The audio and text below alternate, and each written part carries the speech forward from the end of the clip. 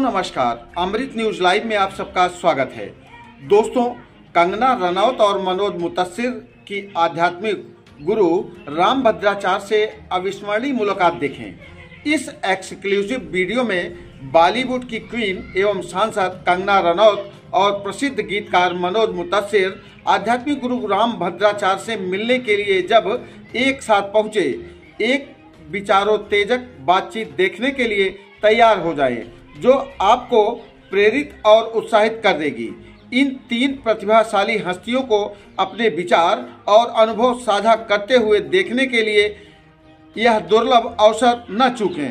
अभी सुने। गुरुजी के चरणों में हम अपने भाव और अपनी भक्ति और अपनी श्रद्धा के सिवाय और क्या ही दे सकते हैं। आज परम पूजनीय गुरुजी का मुझे फिर से दर्शन हुआ।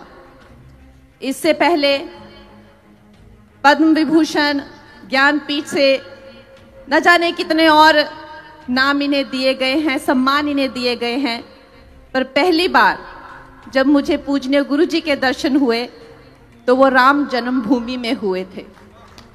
वहाँ गुरुजी एक महायज्ञ कर रहे थे।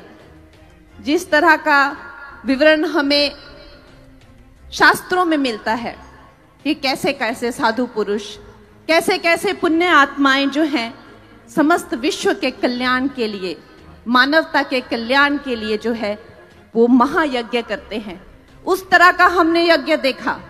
ऐसा कोई चित्र मैंने इससे पहले नहीं देखा था। न जाने कितने लोग जो हैं उस यज्ञ में भाग ले रहे थे।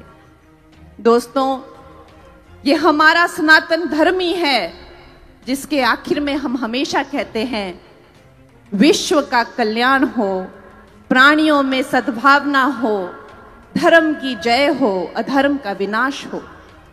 और दुनिया में ऐसा कोई धर्म नहीं है जो हमें दूसरे प्राणियों के प्रति ऐसा प्रेम, ऐसी सहानुभूति और ऐसे संस्कार देते हैं। और हमारे गुरुजी ने आज जब ये कथा हमें सुनाई, जो कि हमने न जाने कितनी बार सुनी है और सभी इससे परिचित हैं, फिर भी हम लोग अपने आंसुओं को रोक नहीं पाए। जिस भाव से, जिस श्रद्धा से और जिस प्रेम से गुरुजी श्री राम जी का नाम लेते हैं, माता सीता का नाम लेते हैं, ऐसा लगता है कि जैसे मानो भाव के न जाने कैसे सागर हम में उमड़ आए और हमारी आंखें जो हैं वो आंसू रुकने का नाम ही नहीं लेते। दोस्तों, इससे बड़ा आज इस विश्व में, पृथ्वी पे साधुओं की संगति से बड़ा, साधुओं के वचनों से बड़ा, उनकी पुण्य आत्माओं के आशीर्वाद से बड़ा इस दुनिया में और कुछ नहीं है। आप सब बहुत सौभाग्यशाली हैं जो गुरुजी के आपको दर्शन ऐसे साक्षात में हो रहे हैं। मुझे रामदास भैया ने बताया तो मैं भी भागी चली आई। मैंने कहा इससे बड़ा इस संसार में और कुछ नहीं रखा। ये जो हमें धर्म के लिए जो हमारा मार्गदर्शन कर रहे हैं, और धर्म वास्तविकता में क्या है ये रामायण से ज्यादा हमें कोई नहीं समझा सकता। धर्म कर्तव्य है। राम का अपनी माता के प्रति कर्तव्य, पत्नी के प्रति कर्तव्य, भाइयों का भाइयों के प्रति कर्तव्य, और उससे भी बड़ा, जैसे कि माता पिता भगवान का स्वरूप होते हैं, मातृभूमि जो है वो साक्षात भगवान होती है। और गुरुजी ने आज माता सीता की जो है तुलना, माता पृथ्वी की जो है तुलना, वो साक्षात भारत माँ से की। और उसका मुझे इतना भाव हुआ कि ऐसी मैंने कोई बात इससे पहले नहीं सुनी थी। बार बार धर्म को जो है वो देश प्रेम से जोड़ना, क्योंकि मेरा भी ये मानना है जो अपनी मातृभूमि का नहीं हो सकता वो किसी का नहीं हो सकता।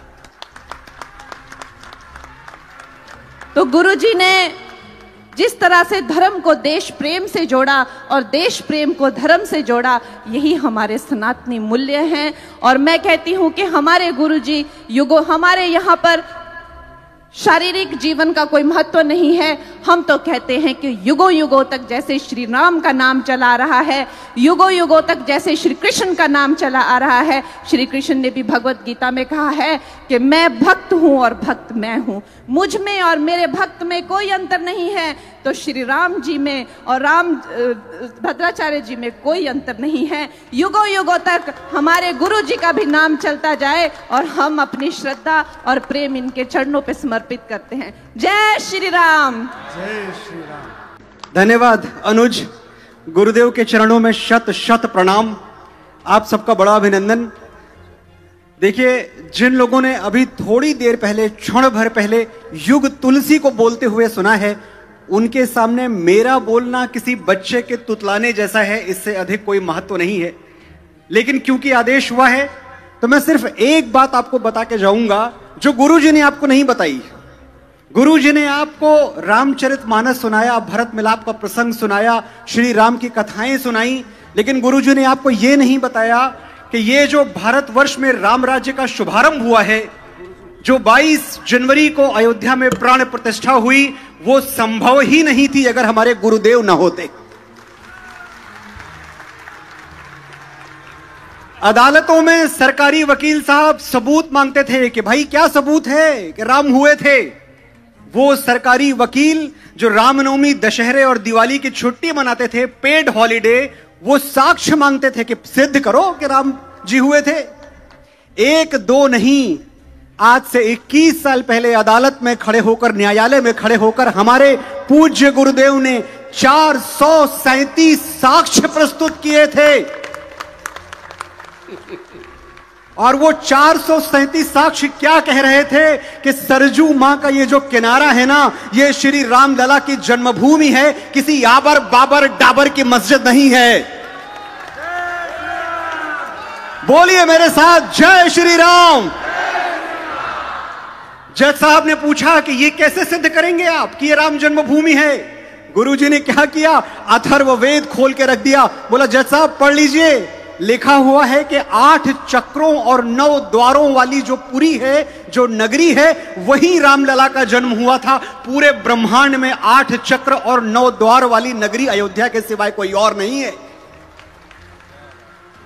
दूसरा सवाल किया गया कि चलिए ठीक है, गुरुदेव मान लिया कि अयोध्यापुरी में रामलला का जन्म हुआ था, लेकिन वो जो गर्भगृह है वही रामलला जन्मे थे, ये कैसे सिद्ध करेंगे।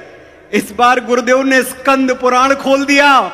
स्कंद पुराण खोल के बताया कि देखिए, लिखा हुआ है कि सरजू के तट से 300 धनुष की दूरी पर गर्भगृह है जहां हमारे रामलला का जन्म हुआ था। जाके नाप लो कितनी दूर है गर्भगृह सरजू के तट से।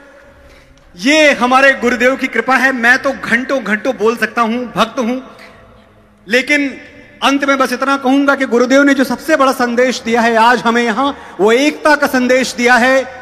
सनातन को एक होना होगा, भगवा ध्वज के तले एक होना होगा।